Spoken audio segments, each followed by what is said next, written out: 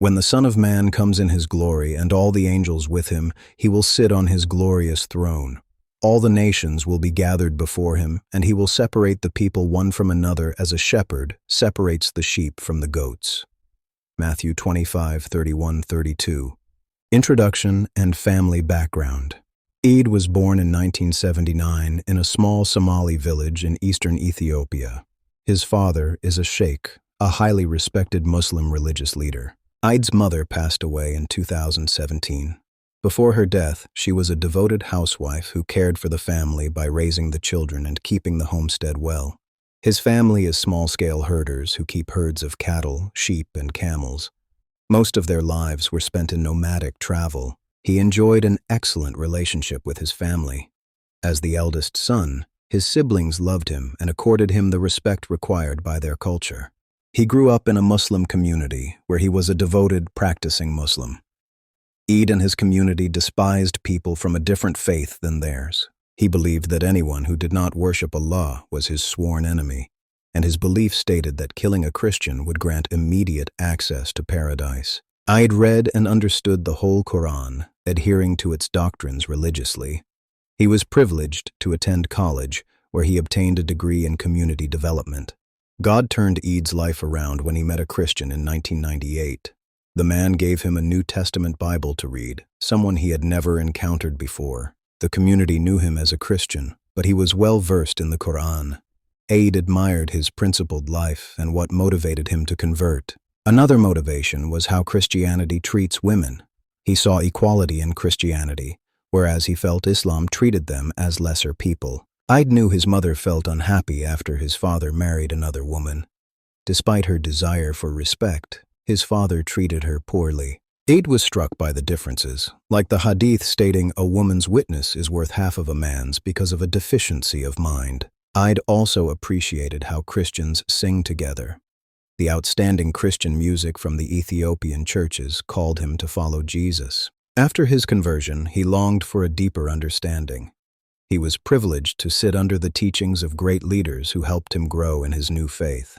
He received training in church leadership and is now actively involved in church leadership today. Eid felt a peace beyond imagination when he came to know Jesus, but he also faced great persecution immediately. A common tactic is to frustrate new believers in hundreds of little ways to force them back to Islam. But more severe persecution is always possible. In Somalia, being a Christian is a criminal offense. His only crime was falling in love with Jesus and following him. He knew the consequences. Islamic law was clear. Whoever changes his religion, kill him. Yet he was willing to pay the cost. Eid was jailed at least 15 times for his faith. He was even falsely accused of leading over 300 underground house churches. He actually led 3 underground churches. Despite the arrests, his spirit didn't break because he knew he was showing others the light. Because of his faith, he lost a wife and a child. Her family took her by force and declared her divorced from him without her consent.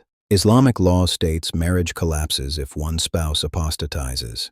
Eid fell into depression, but he never lost hope in God. God restored him with a new family, but after 7 years, they were taken again by his wife's family because of his commitment to Jesus. But God had another plan. After some time apart, he was reunited with his family, and they lived together happily once more. His life is not without ongoing persecution. The threat of death is constant, as many believe killing an apostate gives them good standing with Allah. He made the difficult decision to leave his homeland so he could continue to preach. Better to be a living preacher than a dead martyr. He rejoices in the words of Jesus. In this world you will have trouble, but take heart, I have overcome the world. John 16:33. This verse gives him strength. He knows persecution is part of the trouble Jesus spoke of, and he knows he will overcome. His stand has led others to Christ, including his own siblings.